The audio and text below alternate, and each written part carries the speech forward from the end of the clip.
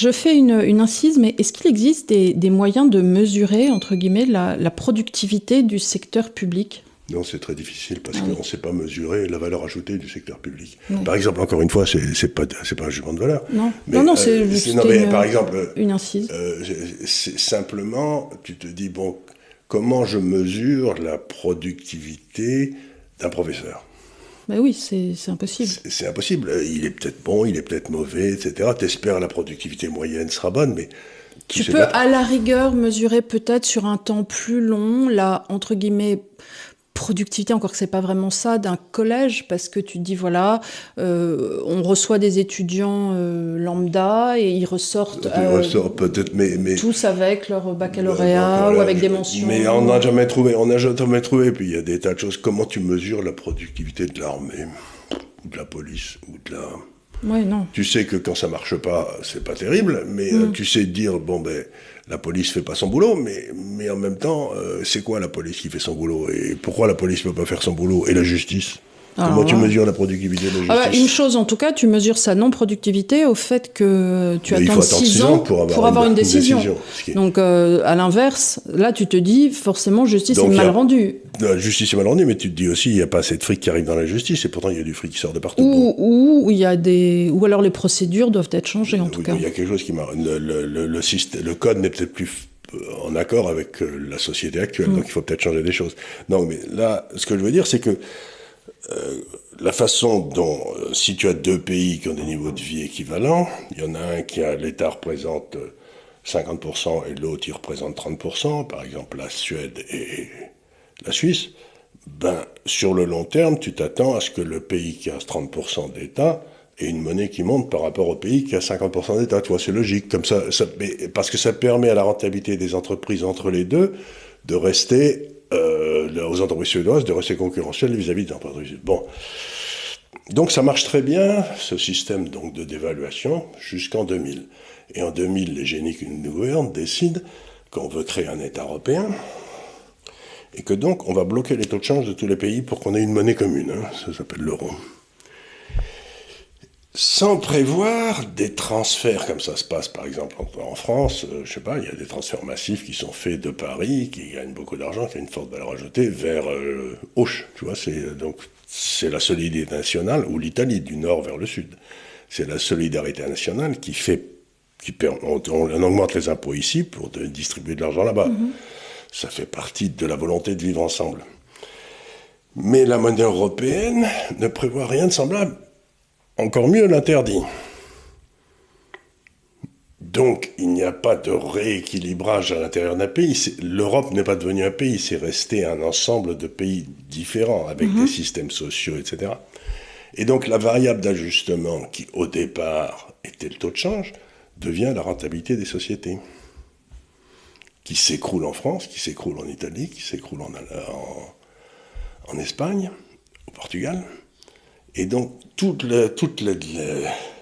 c'est ce que j'ai souvent dit ici, si tu veux établir une usine, tu l'établis à Strasbourg, la rentabilité de ton usine à Strasbourg sera à peu près la moitié de ce qu'elle serait si tu la mettais de l'autre côté du pont. Quoi. Oui, bien sûr. Et donc, tu vas la mettre de l'autre côté du pont et tu vas fermer ton usine à Strasbourg. Et puis d'autant que les ouvriers vont préférer être de l'autre côté parce qu'ils seront mieux payés aussi. On voit ça en Suisse. Ils sont mieux payés. Pourquoi? Parce que la société continue à gagner de l'argent. Parce qu'en France, le type, il est exsangue. Il dit, écoutez les gars, je ne peux pas vous augmenter, sinon on saute tous. Donc à ce moment-là, tout le sud de l'Europe s'écroule. Et on se rend compte que l'Italie, qui était déjà très endettée pour payer tous les transferts sociaux de l'Italie, ne peut plus payer. Donc logiquement, donc ça se passe, donc sur le bien graphique, ça se passe donc 12 ans après les débuts de l'euro.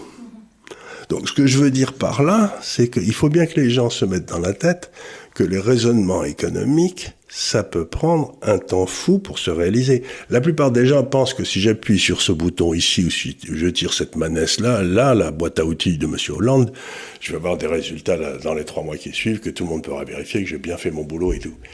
Mais c'est pas du tout comme ça. L'économie, c'est une espèce de dérive des continents. Il y a des trucs qui prennent un temps fou. Et donc, 12 ans après l'analyse que j'avais faite que l'euro ne pouvait pas marcher, l'euro explose en 2012.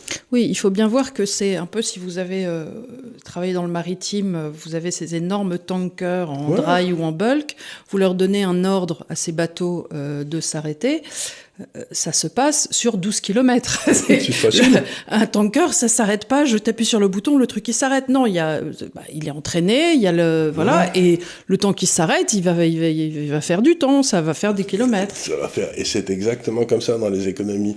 Et c'est ça que les gens ne comprennent pas, c'est que les erreurs en économie ou que les erreurs en histoire, le prix continue à se faire payer, mais très longtemps après. C'est-à-dire que j'ai souvent raconté des histoires sur le Moyen-Orient, où une erreur grave a été commise dans les années sous le Front populaire. Sous le Front populaire, et parce qu'on a voulu faire une grande république unifiée laïque en Syrie. Moyennant quoi, la Syrie est devenue ingérable, puis tout le Moyen-Orient. Donc, les erreurs qui ont été commises en 1930 continuent à hanter l'Europe et le Moyen-Orient en 2030.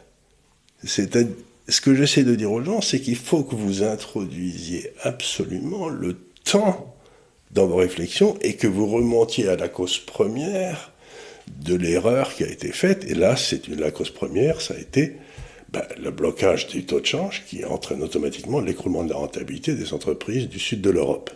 Donc l'Europe devient... Donc la solution c'eût été de dire l'euro c'est une grosse bêtise. Faisons marche arrière. On retourne aux monnaies nationales et puis on dit pardon aux gars, puis voilà. On a tenté un truc, ça a marché. Ça marchait moyen, maintenant on va retourner. Et alors monsieur Draghi... Alors là on est en... 2012. On était de l'été 2012.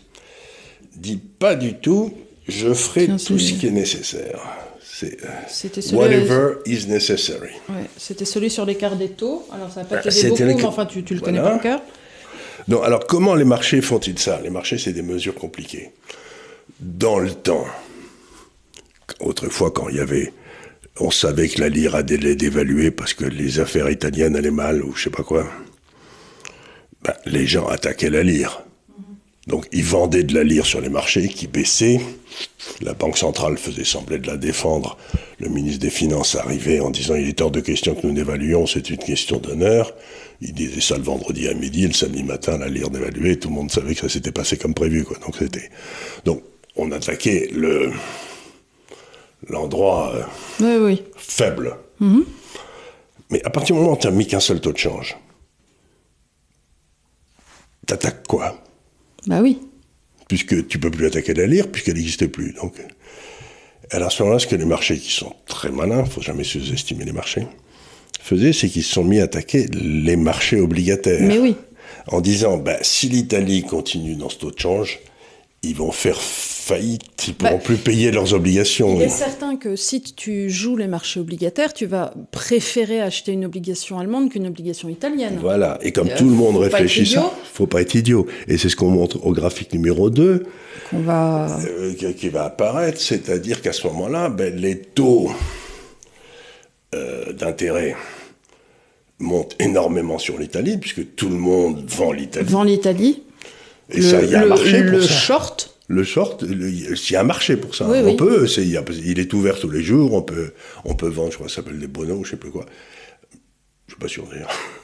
Et puis, il se dit, avec l'argent que j'ai vendu l'Italie, je vais acheter de l'Allemagne. Oui. Parce que si l'euro saute, le Deutsche Mark remontera, je vais gagner beaucoup, etc. Donc, bref. Donc, l'écart des taux entre l'Italie et l'Allemagne se met à grimper. Alors, en 2012, je crois que... Et comment ça s'appelle, l'écart des taux? C'est le spread. Voilà. C'est le spread, c'est l'écart des taux. C'est un truc que tous les traders regardent tous les jours. Le spread, il a gagné 1 point, il a perdu 1 point. Ils en tirent des conclusions existentielles, ça n'a aucune importance. Mais qu'est-ce qui se passe après ça en 2012? Les taux italiens montent à 7%, pendant que les taux allemands sont en dessous de 2. Donc l'Allemagne emprunte à 2, l'Italie doit payer 7. Vous vous rendez compte ce que ça veut dire? Et alors là, c'est là qu'il va falloir que les gens prennent des notes et fassent attention, c'est que il y a une règle qui ne connaît pas d'exception, c'est que si dans un pays, s'il y a une dette importante déjà, mettons 100% du PIB, ce qui est à peu près la dette italienne à l'époque, si vous faites croître votre dette de 7% par an, l'année suivante, elle sera à 107, puis après, elle sera à 115, et ainsi de suite. Elle va monter comme ça en capitalisant. Comme c'est le cas en France en ce moment. On est à 130%, voilà. du PIB. Mais, presque 3 000 milliards. Mais les taux d'intérêt, ça c'est parce qu'ils se capitalisent au taux d'intérêt, la dette. Bien sûr. Mais la richesse, elle se capitalise au taux de croissance de l'économie. Qui est... 1 à 2 à tout casser pour l'Italie, nominal. Donc si vous capitalisez la dette à 7% et que vous capitalisez la croissance à 1,5, ben, vous n'avez pas besoin d'avoir fait de longues études de mathématiques pour savoir que ça saute. Oui, il y a un moment où... Tu peux pas avoir une courbe qui croît comme ça et une courbe qui croît comme ça. Voilà, si ton revenu augmente de 2% par an et que tes dépenses financières augmentent de 7% par an, il y a un moment où tes dépenses financières vont te faire sauter. Si tu continues à vivre en proportion, oui. Et donc la solution, c'est d'augmenter les impôts, etc.